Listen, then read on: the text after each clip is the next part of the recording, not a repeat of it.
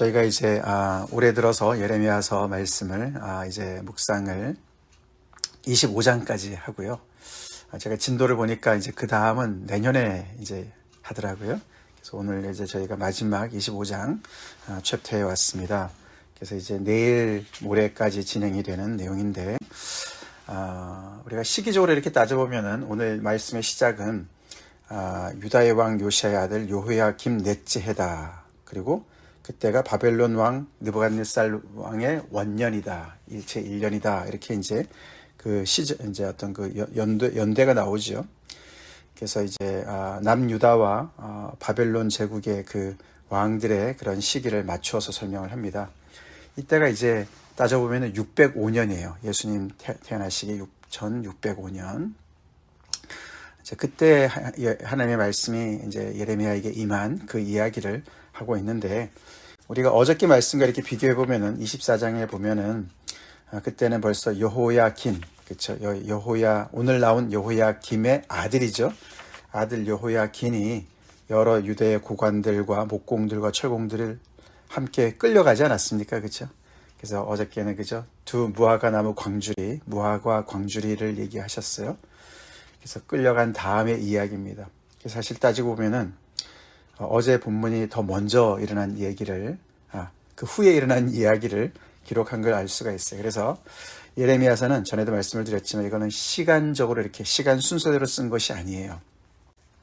그래서 오늘 25장 이야기는 조금 더 이제 뒤에 이야기를 이렇게 다시 유추해서 이렇게 어떻게 보면 회상하듯이 이야기하는 것으로 우리가 봐야 됩니다.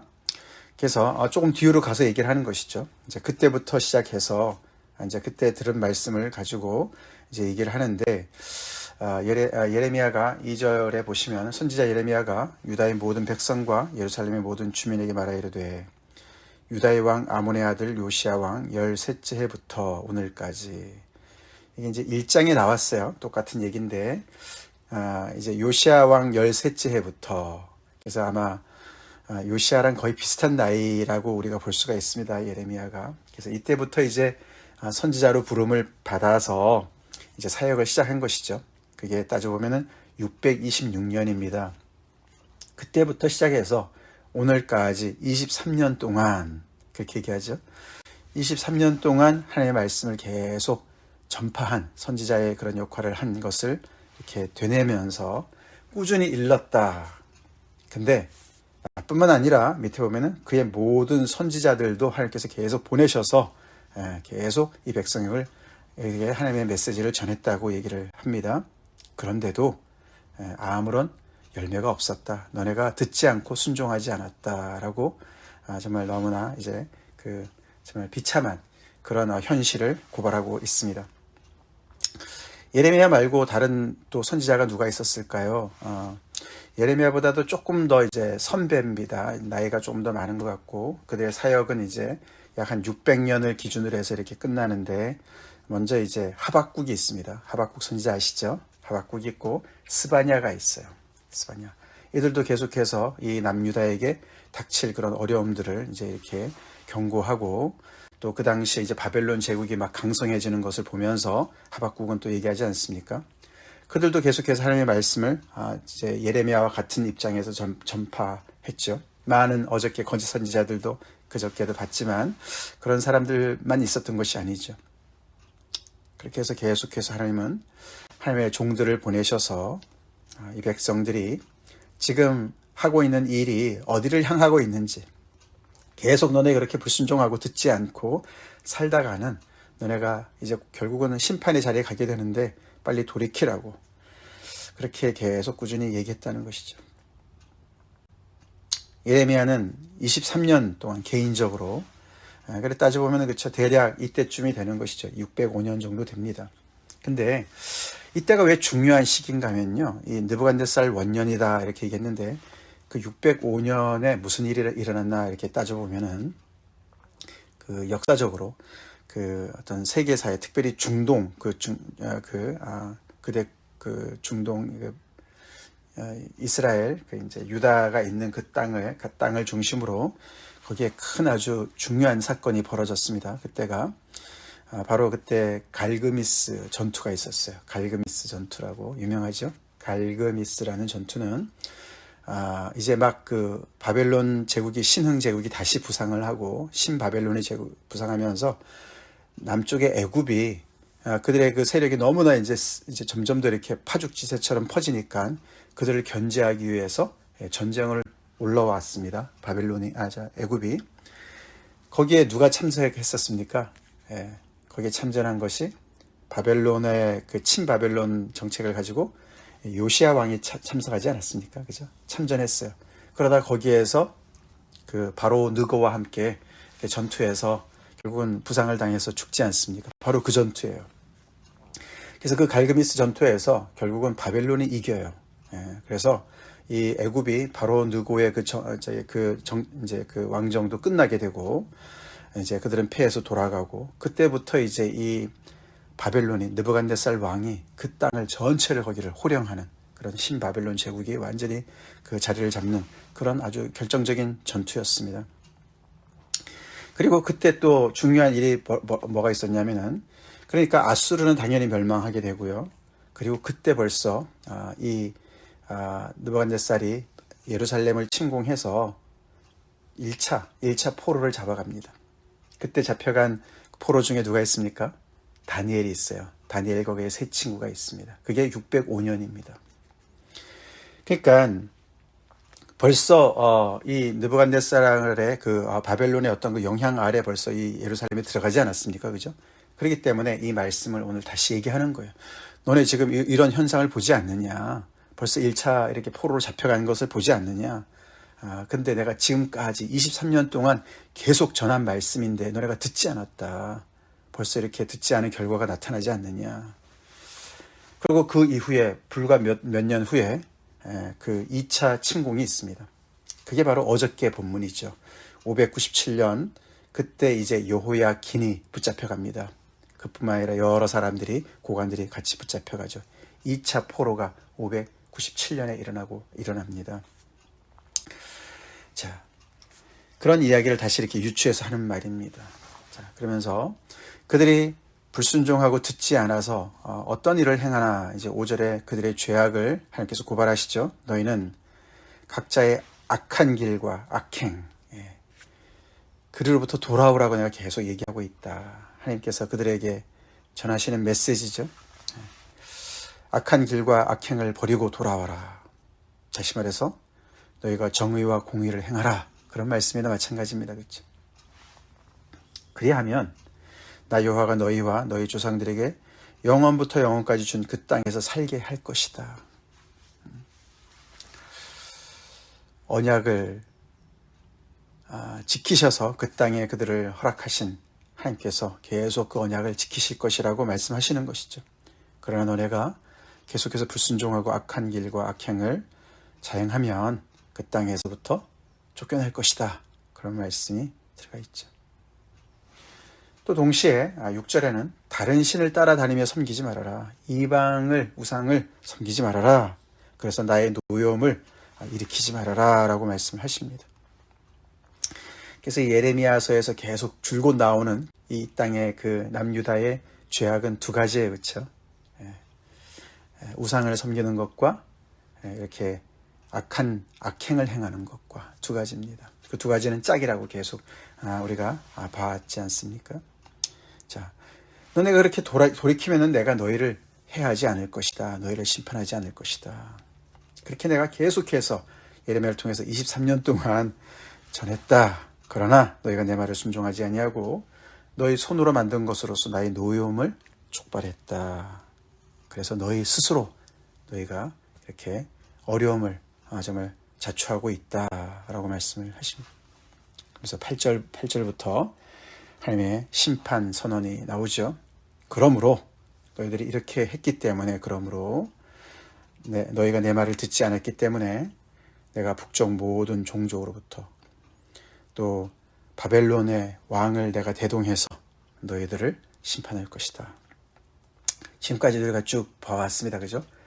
북쪽에서 뭔가 세력이 온다라고 쭉 얘기하다가 어느 순간부터 바벨론이고 그리고 바벨론에서도 느부갓네살 왕이 얘기가 등장을 하는데 오늘 이 구절에서는 특별히 특이한 부분이 나옵니다. 그렇죠? 뭐라고 말씀하셨습니까? 하나님이 바벨론 왕 느부갓네살을 내 종이다 라고 얘기를 해요. 내 종.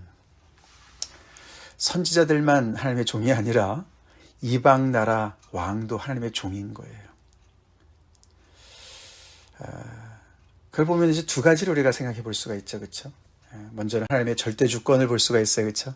하나님은 유다의 남유다만의 왕이고 하나님이 아니시죠. 온 세상을 통치하시는 왕이시고 모든 나라들은, 모든 나라의 왕들은 그 하나님의 아래 있는 존재들이죠. 그것 하나. 두 번째로는 이스라엘 입장에서, 이 유다의 입장에서 볼 때는 어떻게 이 자기네 땅을 침공하는 이 적군의, 그렇죠? 적군의 나라의 왕이 어떻게 하나님의 종이 되냐.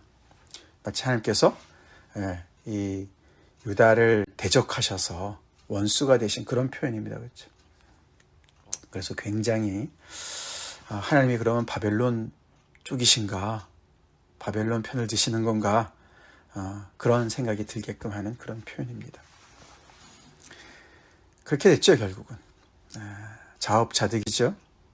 그래서 이 남유다가 하나님을 등지고 계속해서 언약 백성으로서도 백성이면서도 하나님을 대적했던 그런 정말 결과를 이렇게 초래하게 된 것이죠. 그래서 느부갓네살이 하나님의 종이 된 거예요. 그래서 하나님이 목적하신 바를 행하는 그런 하나님의 수하에서 하나님의 일을 감당하는 그런 도구가 됐다라고 얘기를 하고 있습니다. 그래서 그가 이 땅과 이 주민과 예루살렘 땅을 얘기하는 것이죠. 유대 땅과 예루살렘 주민을 또 더 나가서 사방 모든 나라를 다 쳐서 진멸할 것이다. 놀램과 비웃음거리가 되게 하고 결국은 영원한 폐허가 되게 할 것이다 라고 얘기를 심판을 하십니다. 그 결과 10절에 기뻐하는 소리도 사라지고 즐거워하는 소리도 사라지고 그 속에 신랑의 소리와 신부의 소리가 사라지고 더 이상 결혼을 할 수 없다는 것이죠. 전쟁통에 끌려가고 죽고 근데 어떻게 무슨 결혼이 있겠습니까? 더 나아가서는 맷돌 소리도 없어지고 이것은 일상의 삶이죠. 먹고 살라니까 그렇죠. 매일매일 또 그렇게 살아가는 여러 가지 일상에서의 그런 들리는 소리들이 또 더 나아가서는 등불의 빛도 끊어지게 될 것이다. 저녁에 밤이 되어서 이제 등불을 밝혀야 되는 그런 일상이 다 사라지는 그냥 일상의 모든 삶들이 다 중단되어지는 끝나는 그런 현실이 될 것이다. 이 모든 땅이 폐허가 되어 놀랄 일이 될 것이며 이 민족들은 70년 동안 바벨론의 왕을 섬기리라. 위에서는 영원한 폐허가 될 것이다 라고 얘기했는데 여기 다시 11절에서는 70년 동안이라고 또 시간의 제약을 두세요. 영원하다면 끝일 것 같은데 70년 동안, 70년이라는 것은 사실 완전수에다가 긴 시간이죠. 그렇지만 그것은 또 시간의 제한을 두시는 하나님의 소망이 담겨져 있습니다. 하나님의 은혜가 담겨져 있죠. 그들의 죄악을 보시면 영원히 그들을 정말 멸할 수밖에 없으시지만 또 하나님의 그 긍휼하심 때문에 하나님의 그 언약의 신실하심 때문에 이렇게 시간의 한계를 두시는 겁니다. 심판의 그 기간의 한계를 두시는 거예요. 70년이란 기간을 정하시는 거예요. 하나님의 그런 그 어떤 그 이중적인 그런 마음들, 갈등의 마음을 우리가 읽을 수가 있습니다. 그래서 하나님은 정말 노하시기도 하시지만 그 노염을 오랫동안 품지 않으시죠? 당신의 백성들을 향해서 정말 심판하시려고 하시지만 심판도 하시지만 그것을 영원토록 하시지 않으신다. 그런 표현이 나오죠. 자, 그러고 나서 이제 이어서 나오는 12절부터 14절의 말씀이 또 굉장히 지금까지 나오지 않은 그런 새로운 내용이 나옵니다. 여호와의 말씀이니라. 오늘 본문에 계속 반복되죠. 여호와의 말씀이다. 여호와의 말씀이다. 예레미야는 정말 하나님의 그런 그 회의에 동참해서 하나님의 말씀을 받은 그런 자로서 하나님의 말씀을 계속 전하고 있습니다. 이게 내 말이 아니야. 하나님께서 주신 말씀이야 라고 강조를 하고 있습니다. 그 70년이 끝나면 무슨 일이 벌어지냐. 70년 동안 어떻게 바벨론 왕을 70년 동안 섬길 수 있을까? 그 다음에 무슨 일이 벌어지나?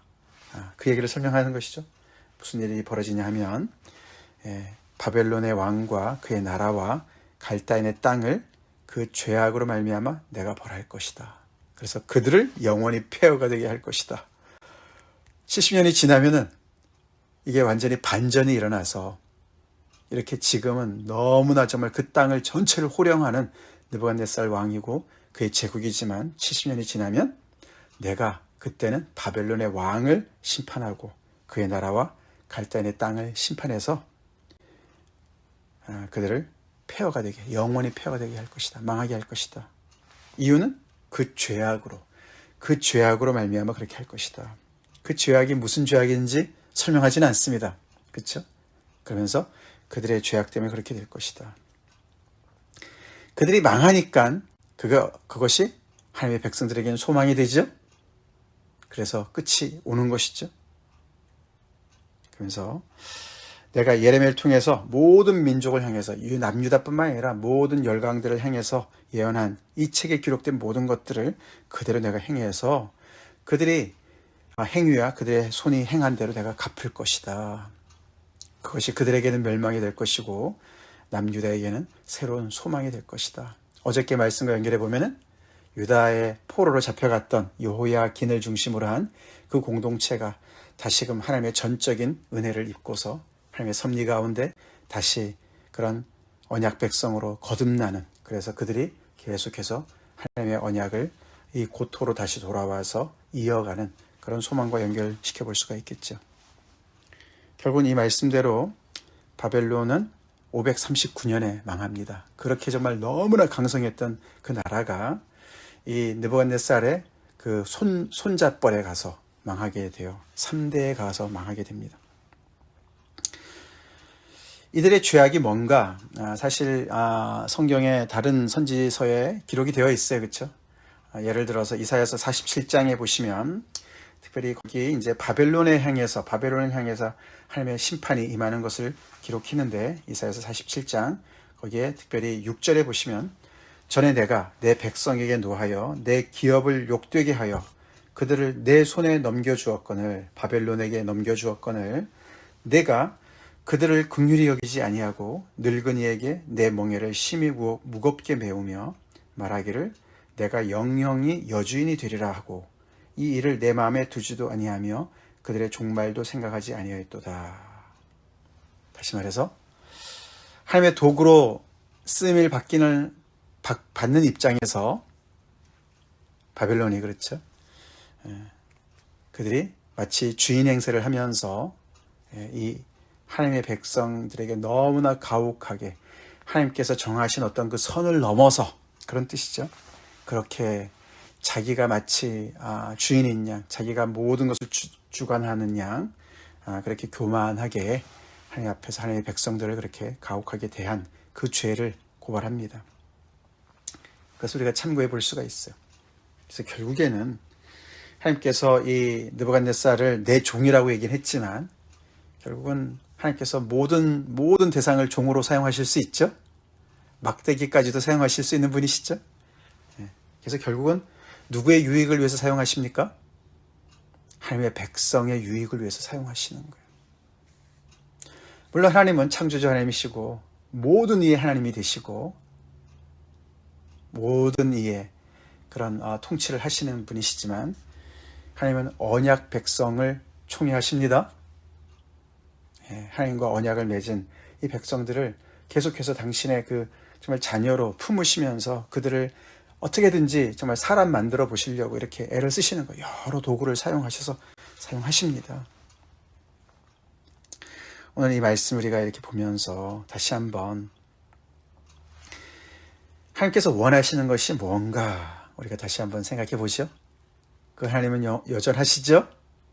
오늘날에도 당신의 자녀들을 사랑하시면서 그들이 바로 바른 길을 가도록 정말 이렇게 또 말씀하시고 또 징계하시고 어떤 때는 정말 이렇게 망하기도 하시고 그러시는데 주변의 모든 것들을 정말 도구로 사용하셔서 우리를 정말 두렵게 하고 우리를 넘어지게 하고 그렇게 하실 수 있는 분이시라는 것을 우리가 알아야 되겠습니다. 무엇을 원하십니까? 하나님은 순종을 원하십니다. 제사를 원치 아니하시고 순종을 원하십니다. 하나님의 말씀에 귀를 기울이는 것을 원하십니다. 아멘. 그것은 오직 하나님만을 섬기고 너희가 하나님과 재물을 겸하여 섬길 수 없다. 예수님의 말씀처럼 오직 하나님만을 섬깁니다. 아멘. 하나님만을 섬겨야 되는 것이죠. 재물을 겸하여 섬길 수 없다. 마태복음 6장에서 하나님께서 예수님께서 말씀하신 거 아닙니까?